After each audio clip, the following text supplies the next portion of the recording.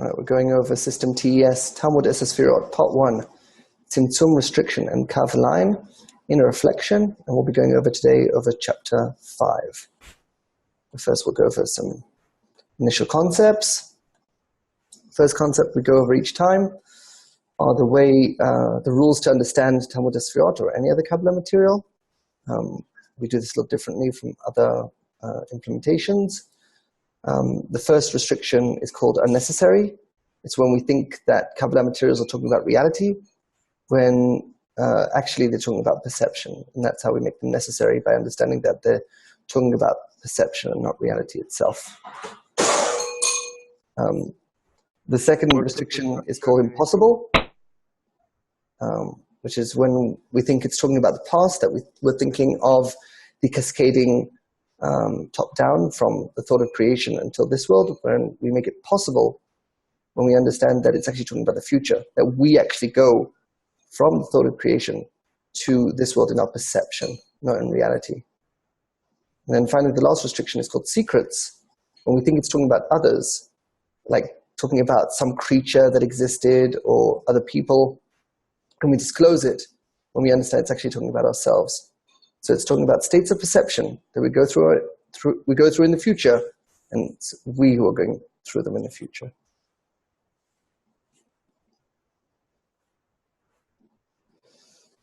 The phases. So these are the phases that we go through before we cross the barrier. We all start in phase 1, which is humanity when we're born physically in this world. We go through 1.1, which is unformed humanity, which is when we have desires for food, sex, and family, which are mostly desires of the third world countries. And then we have 1.2, chaos humanity, which are normally first world country desires of money, honor, and knowledge, basically business desires and interactions with other humans. We have 1.3, darkness humanity, which is when we really get our passive point in the heart and we search for religion or mysticism as a solution. Then we, at some point, reach unconsciously 1.4, which is spirit humanity, which is when we find Kabbalah in some shape or form. Then we reach phase 2, which is called the spiritual society phase. We have 2.1, which is unformed society, which is called society preparation, which is basically called connection. It's when we find out about bestowal, that we are the will to receive, and then we have to bestow to others. And then at some point, after we've gone through that introduction, we reach 2.2, which is called chaos society, which is when we start dealing with the concepts of mutual guarantee. And then we, at some point, get an active point in the heart, which and then we reach 2.3, darkness society, which is the society limitation, when we feel that the society is not enough to actually get us across the barrier. We start feeling the limitations of the society. Then we reach 2.4, which is the spirit society phase, where we start cleaning concepts. We understand that the reason that we haven't advanced spiritually is not because we're not doing anything wrong, but we just don't understand the concepts that are told to us in the society, in the Kabbalah material. We start cleaning those concepts with a group. And then we reach 3.1 in the group phase, which is called unformed group, where we have the correct goal, which is to become the creator, not to be like the creator, but to actually become the creator. The difference is that like the creator means that you want to bestow in the will to receive, and becoming the creator means you want to bestow with the quality of bestowal. So the whole idea is to actually get the quality itself and not try to mimic the creator within the will to receive. But we reach it using the will to receive. Using the will to receive, we receive the quality of bestowal. And when we reach that 3.1, we have the focus on that correct goal. Then we have 3.2, the chaos group, which is where we start making the concepts that we're cleaning, we make them emotional. We start to feel sensations towards the words of what is bestowal, what is reception, what is the creator, what is the goal, and all different concepts that we're cleaning. We add an emotional element to it. Then we reach, when we get an intense point in the heart, we reach 3.3, which is called darkness group, where we reveal our pain point. Our pain point is a single root cause, what is keeping us not in attainment. Each class, there are 4 classes, Avram, Yitzchak, Yaakov, and Yosef. Doesn't matter if you're a man or a woman. and each class has a different pain point. I'll go read article 22 to see more details about that. The system concepts articles. The link is on the Facebook page. Then we have 3.4. The spirit group is where we have anticipation, where we understand that the solution to our problems is to grow our ego, which is what we do in the individual phase. Where we've got 4.1, unformed individual, is where we suddenly lose all that emotional push that we had in phase 3, in the group phase, and suddenly we are filled with doubts, with emotional and intellectual doubts. Then when we're able, it's called also the war of Amalek, when we're able to overcome that with the environment, with the individual that we're working with, and with the group, we reach 4.2, which is called chaos individual. This is when we take responsibility over our entire world to receive, which is when we start internalizing the whole world within us. Then we reach 4.3, darkness individual, when we become vulnerable, we understand that we have no bestowal at all. And this is to build a vessel, build a desire to get the quality of bestowal and not think that we already have it before. Normally this is where I give people a homework of everything that they do throughout the day they have to do for self alone. And by them internalizing that, they basically start to build a lack for the actual quality of bestowal itself, for the quality in order to bestow. And then when they finish that, they reach 4.4, which is spirit individual, which their final correction before the barrier, which is 4.4.2, is when they have to do an action which will activate their right line, basically have acceptance for something that they have a problem with. And when they do that, then they reach that 4.4.4, which is that excitement elevation stage, and then they cross the barrier and reach emptiness. And when you say emptiness, is that like a hollow feeling, like it's like meh, you know? The sensation when you cross the barrier is not a sensation of, wow, I made it. It's more of a sensation of, where am I? You're basically in, you're above the barrier. That means you're above the will to receive. You're in this quality of bestowal, but it's not activated. There's no light there. There's no filling, you could say. And then you're feeling that emptiness. You're feeling that lack of the light of the creator. You're feeling that you're not being powered up. It's like you're feeling the sense of self as the creator, but you're not yet powered up as the creator, which is called the light. The light is not in the vessel, which is basically a descent. You're basically born into a descent. And then you'll also feel that emptiness when you fall into a descent in later phases as well. Well, but would it be like you're emotionally flat at that time? Yes, you know? You're not happy or sad. You're just like empty. You're like, where am I? Sort of feeling. It's like entering an empty house with no furniture. Right. No utilities, no furniture. Exactly. And that's why it's called darkness as well. You basically enter darkness. Right. It's also it's given the idea of like entering space. Yeah, what do you designate that first part of the phases after the barrier? What's that, 1.1 post-barrier? So crossing the barrier is basically, phase 0, you could say. Okay. We normally start counting from 1.1, which is when you get your first screen. Right. When you get your first screen, that's 1.1 after the barrier. And then there are phases after that. Okay. All the way to you didn't go for phase 5 or anything. No, there's no 5 phases. There's 4 phases, and there's a root phase in each one, but we normally only talk about the 1, 2, 3, and 4 because those are states you can actually define. The root phase is normally a transition phase between where you were before and where you are now.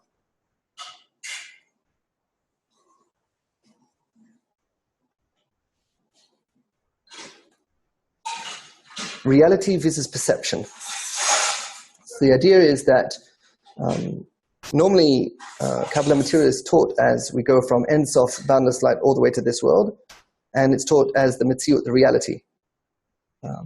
We are actually learning it as perception, as growth of a perception.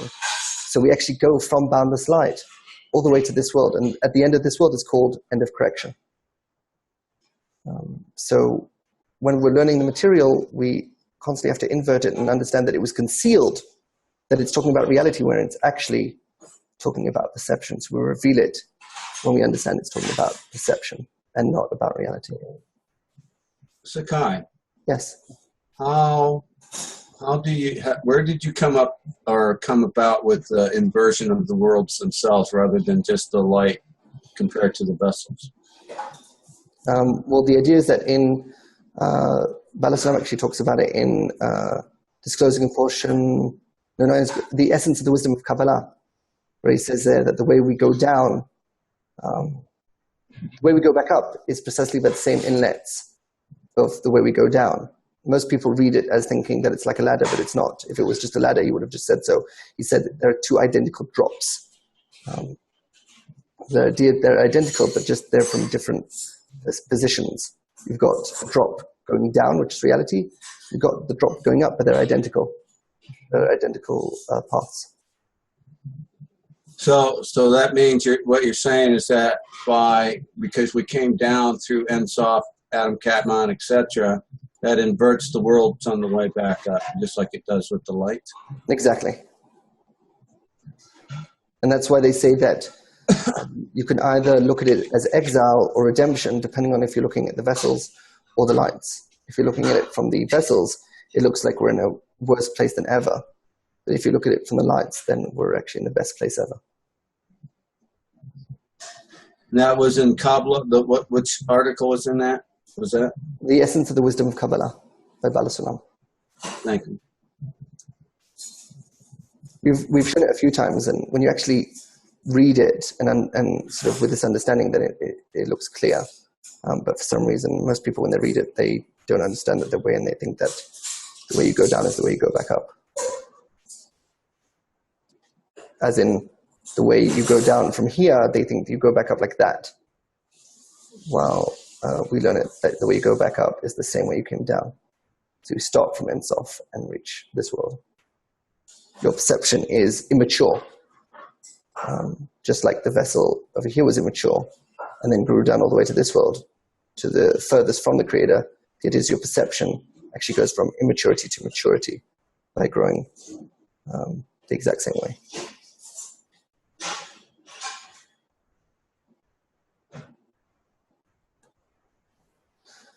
Righteous versus wicked. So we went over this last week, but we'll go over this concept again. The idea, the difference between the wicked and the righteous is the wicked have a chaotic understanding of what filling should be assigned to what vessel. So the lights in the vessels are confused.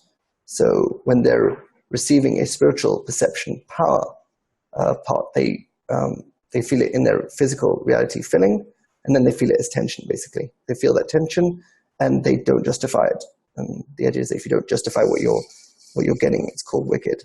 And when they receive a physical reality filling, they try to use it to cover up a spiritual power, perception power lack. Basically, when people feel that emptiness inside, they try to use all different fillings such as money, honor, knowledge, food, addictions, sex, all different fillings, external fillings, to try to fill up that internal emptiness. And the idea is you become righteous by understanding that emptiness has to be filled by internal power and not by external filling. So you have to use the spiritual perception power, part of the light, which is that basically that growth, using the tension to actually advance, collecting discernments, and then you will actually get to fill your spiritual vessel and actually remove that emptiness, that internal emptiness. And then you can continue using physical reality filling to fill your external vessel. So, you'll get married when you need to, you'll have food when you need it, you will get money when you need it, honor when you need it, knowledge when you need it, but you're not going to be trying to using those desires to fill up an emptiness inside.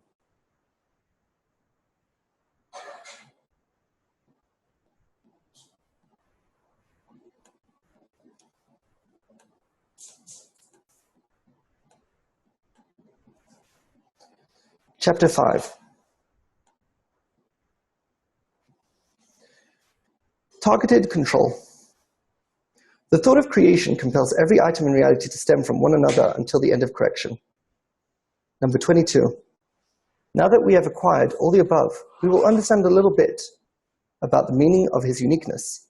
His thoughts are not our thoughts, and all the multiplicity of forms that we perceive in this reality is united in him within a single thought, being the thought of creation to delight his creatures. This singular thought encompasses the entire reality with perfect unity through the end of correction. For this is really the entire purpose of creation and the operator. Like the force that operates in the operated, that which is but a thought in him, is a compelling force in the creatures. Because he thought about delighting us, it has necessarily occurred in us that we receive his good shefa, abundance.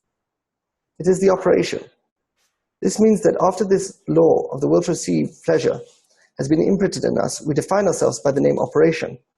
It is so because through this shinui tzura, change of form, we stop being a creator and become a creature. Stop being the operator and become the operation. It is the labor and the work. This means that because of the force that operates in the operated, the desire to receive increases in us as the worlds hang down until we become a separated goof body in this world. We become opposite to the life of lives, who does not bestow outside himself whatsoever, and brings death to the bodies and every kind of torment and labor to the neshama soul.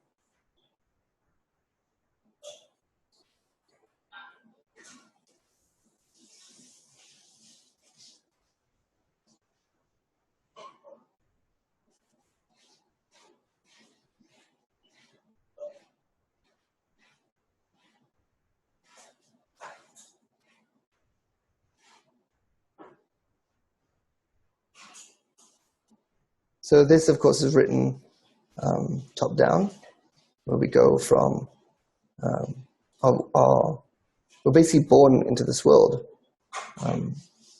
as an operation, where we're basically, our reality is showing us separated forms, and because we align ourselves to those separated forms, we feel that we are a separated body in this world. We feel that everyone is separate from us. Everyone's different, and there's no connection between us.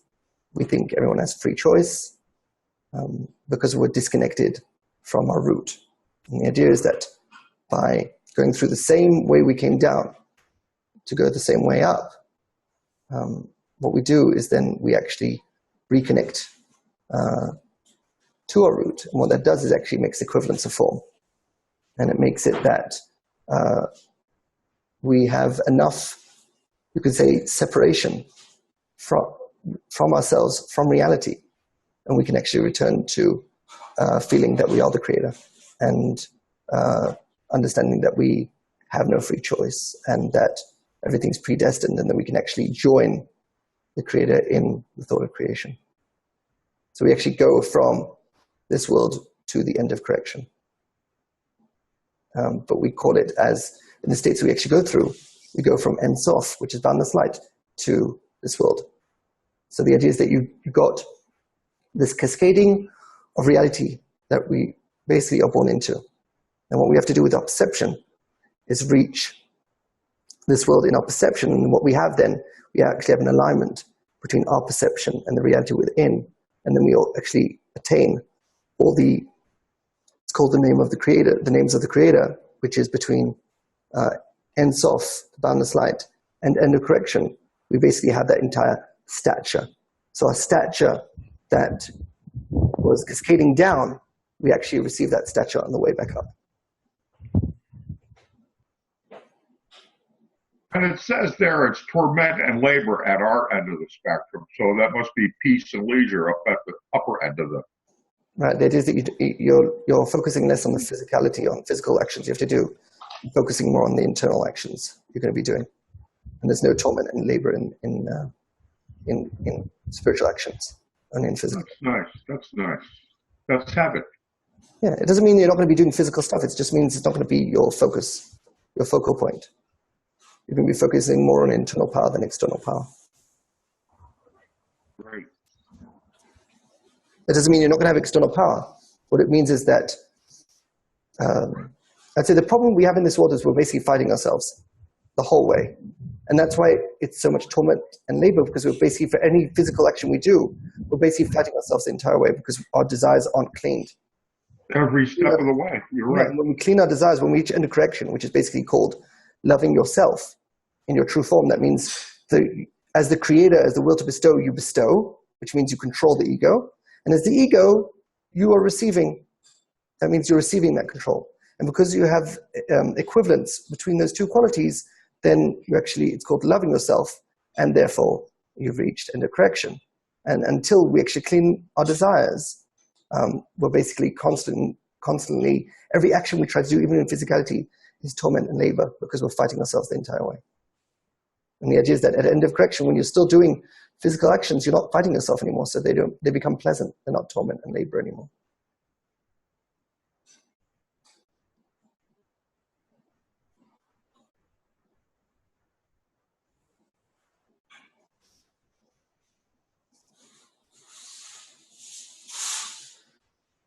Light of mercy, correction.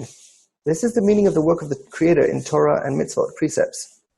Through the hara, enlightenment, of kav, line, in the restricted place, extend the holy names, the Torah and the mitzvot, precepts. By working in Torah and mitzvot, precepts, in order to bestow contentment to the Maker, our vessels of reception slowly turn to vessels of bestowal. This is the sought-after reward. This means that the more corrupted our vessels of reception are, the more impossible it becomes for us to open our mouth to receive his shefa abundance. This is so due to the fear of the shinitzur, change of form. For one who eats that which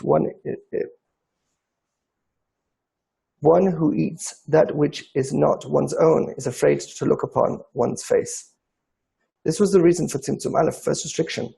But when we correct our vessels of reception to be in order to bestow, we thus equalize our kelim vessels with their maker and become fit to receive his infinite shefa abundance.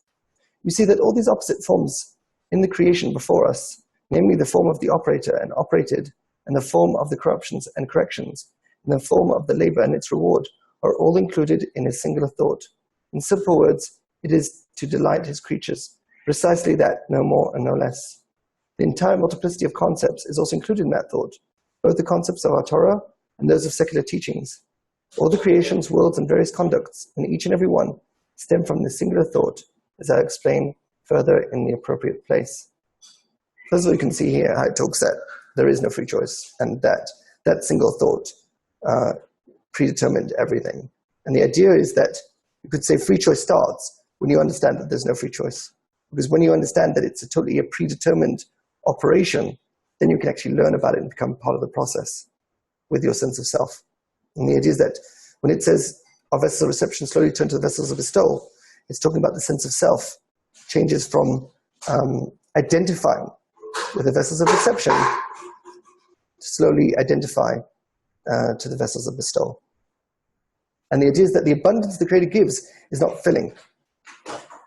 The abundance that the Creator gives is the Creator itself, the light, the power. The ability to control the will to receive. Basically, the power to become the Creator. Is this Hasadim?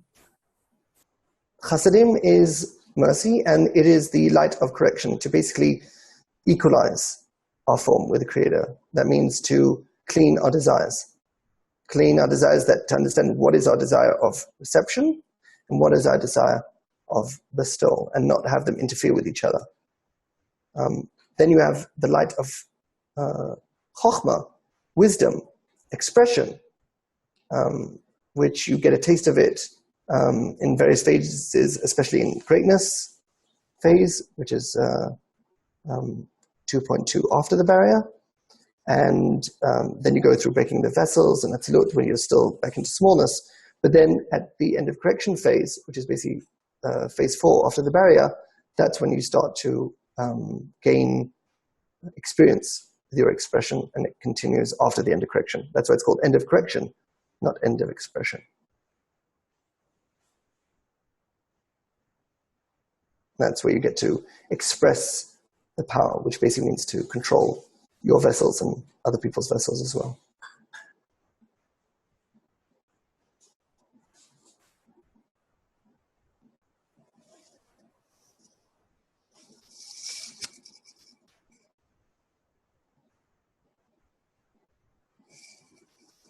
The idea of where it says the fear of Shinutsu change form for one who eats that which is not one's own, is afraid to look upon one's face. The idea is that as long as you feel your sense of self as the will to receive, then that means you're basically feeling that you're receiving from somebody else. You're receiving either from the Creator, which is outside of you, or from other human beings. But the idea is that when you internalize the whole world within you, and you understand that you actually are the Creator, then you understand that you own what you're receiving, and then you have no problem. You don't have this fear of change of form. So then you can basically receive everything without measure.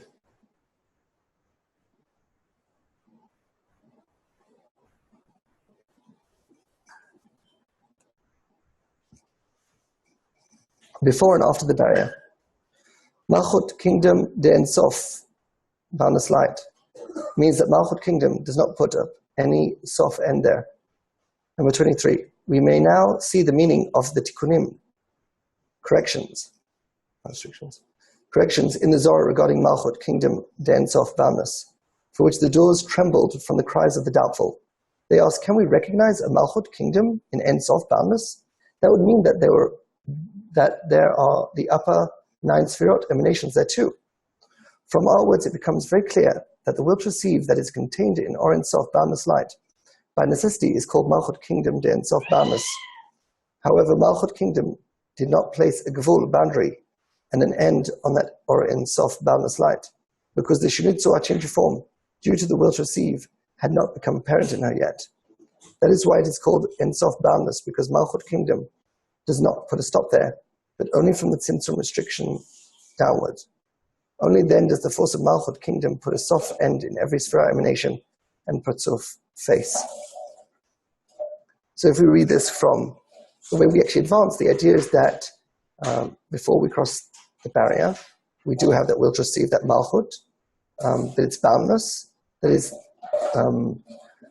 actually because it's boundless, that's why we have a problem. Because it's boundless, because we receive everything, we can't discern anything in it.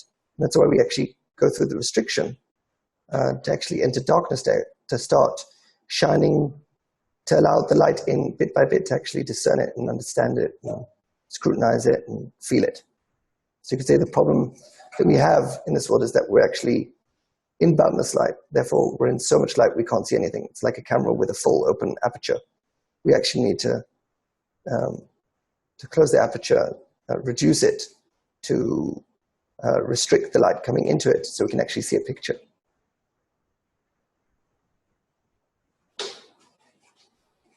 This was the last slide. Any questions?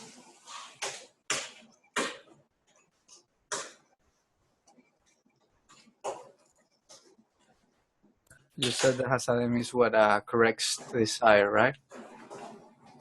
Yeah, the Chasadim, the light of mercy, is to clean the desires. And what's then the Messiah? The Messiah is the force that pulls you up. From the word Messiah in Hebrew is Mashiach, from the word Moshech, which pulls you. It's basically the importance of the goal. If you have the importance of the goal, that pulls you up. That advances you. We don't advance by pain. We advance by importance of what we're going to get, which is not corporeal filling, even though that will be a result, but we're actually for the power. We need the importance of the power itself.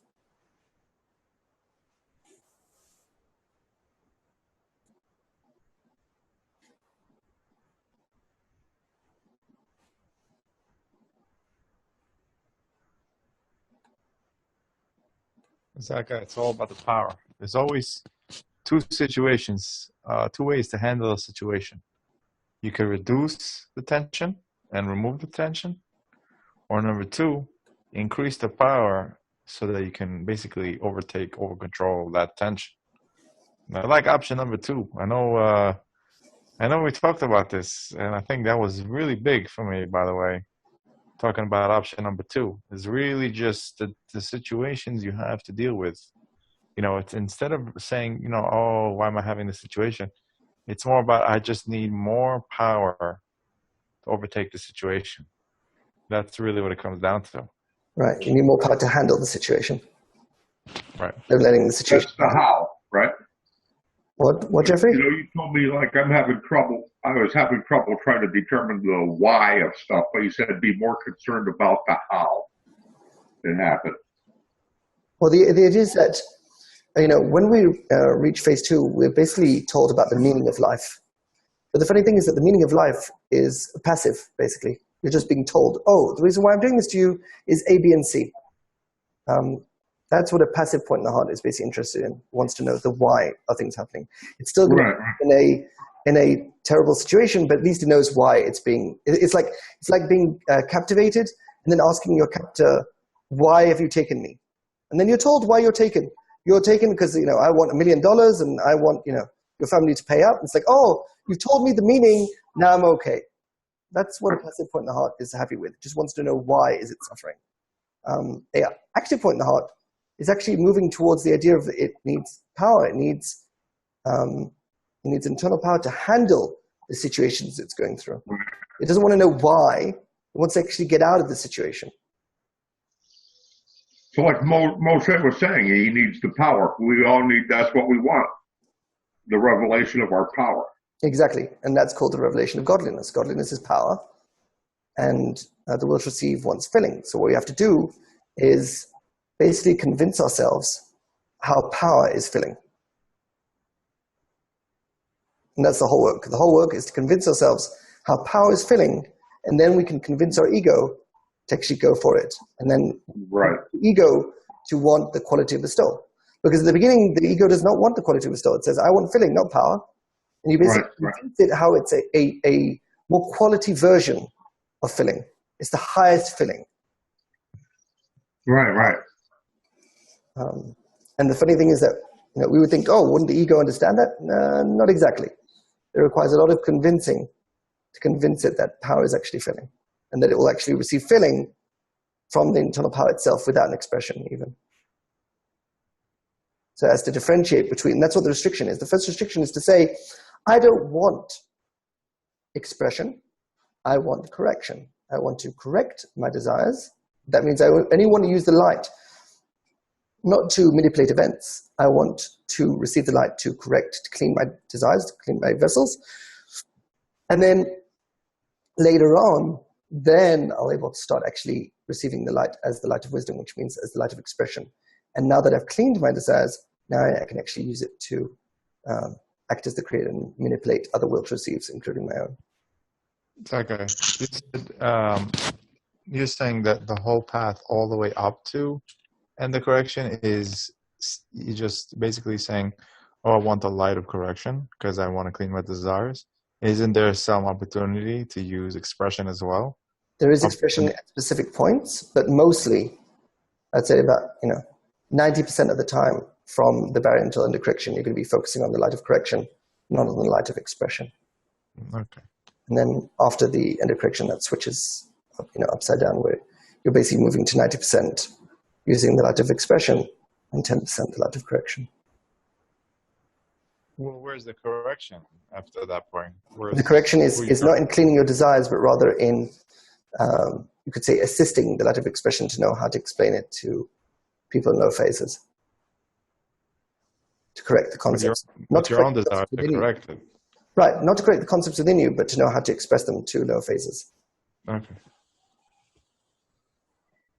So you could say the light of expression after the barrier is to serve the light of correction. And after the end of correction, then the light of correction is to serve the light of expression.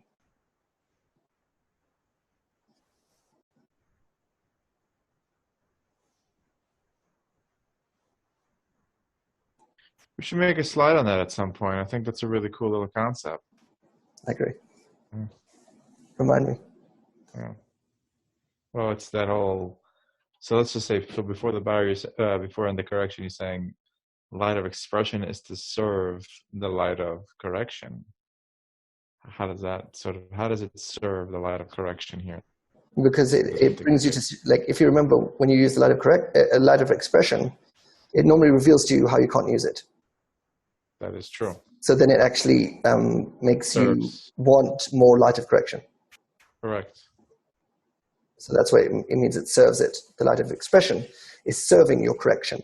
You're basically revealing how you can't use expression, and then it makes into you a prayer to actually want more light of correction. But after that, then you're using the light of correction to increase your expression, not the other way around.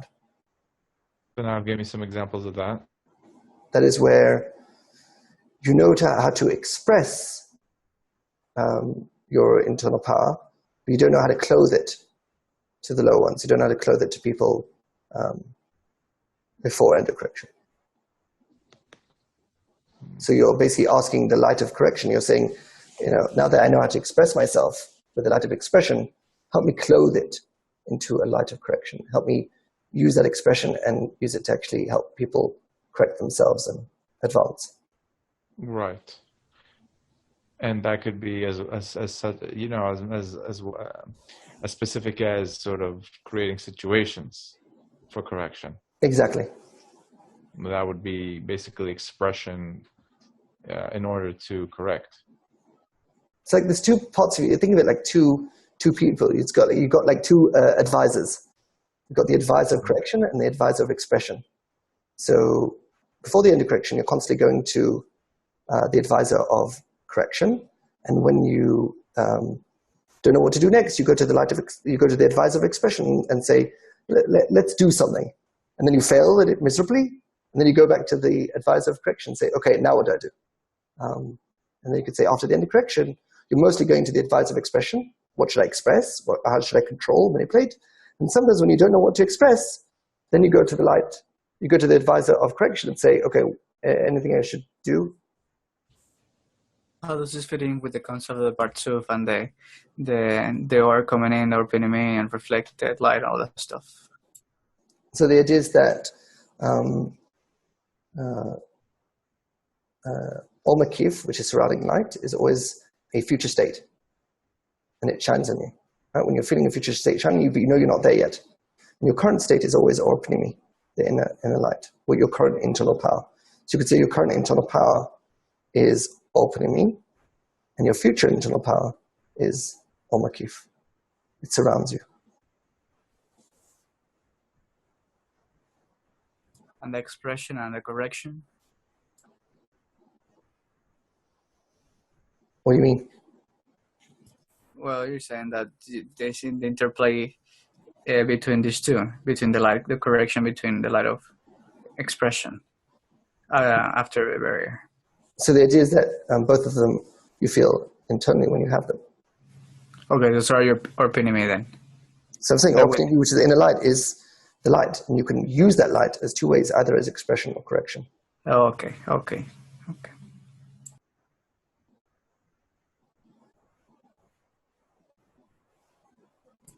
And the calculation then, how is it done?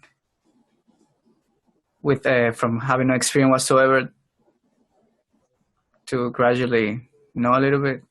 Well, the idea is that when you cross the barrier, you basically go through a training period where you learn more about the quality of bestowal that you have the will to bestow. You can't actually use it yet. You're just training. Right? It's like in the movies where they take the student to some faraway location and they're teaching him, whatever it is, kung fu or whatever it is. He's not using it on any bad guys, on any enemies. He's just training in it.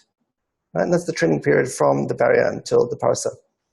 Then after the parsa, you sort of, you could say, come back to your town and you get to use your new internal power on yourself. And then that's called smallness. And then you get to try it on your enemies, you could say, on others. And that's called greatness. And then you fail miserably. And that's called breaking of the vessels. And then you go in for a second training, which is called Atzilut. And then finally you can correct the will to receive, the stony heart, return to correction, and then you can start expressing your power freely without fear of getting another breaking of the vessels.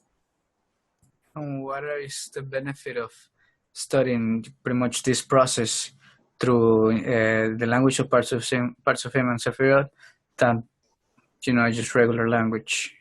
Well, the idea is that the Sefirot are basically structure language. It's like learning mathematics, and then in the end you use mathematics to go buy groceries at the store. So you're learning the structure, but the usage of it is in spoken language. So you need both. So just the mathematics itself is not enough, right? You have to know how to actually use it. What is it for? Think of someone teaching you mathematics but never telling you, oh, by the way, that's how you can count your change at a restaurant. Right? So you've learned mathematics, you're a genius in mathematics, but you never know that, oh, by the way, it applies to money. So the idea is that the spoken language is how to use it, but you also have to learn the structure to know what to do. So what I see is that there's normally three kinds of people. You've got people that have a tendency to go more to the structure. They focus only on the structure, so they know so much about Kabbalah, but have no clue what it's actually for. Right? So they'll know all the books, they know all the sentences, all the quotes, but if you ask them, how does it actually help you in daily life, they have no clue whatsoever. It's just structure, right? They're a genius in mathematics, but can't pay for, at a restaurant. Then you've got other people that try to want to feel the states and go through it, but then they lack that structure to give them grounding, give them a way to advance by themselves. They constantly have to go to someone with the structure to say, okay, now what do I do? Now what do I do? They can't advance. And we're not talking about whether they need the friends or not. We're talking about knowing what is the next step. So even though if you know what the next step, you still need the environment and the friends to advance. But the question is, do you need also the knowledge part from the friends and not just the work part, you could say, with the friends? And the idea is that if someone gains both the correction, but gains both the knowledge and the means of how to use it, then they can mostly advance by themselves using the environment accordingly. They don't have to come to the environment for what to do next. Since they know what to do next, they're just using the environment to actually do the work and actually advance to the next phase, actually clean their desires. They don't have to go to the friends for knowing what is the next move. And I've seen people go to both directions. Some people want to learn the knowledge and then they are able to be more independent on the path. There are some people that don't learn the knowledge and they're more dependent on the path, dependent on somebody else saying, okay, this is what you have to go through next.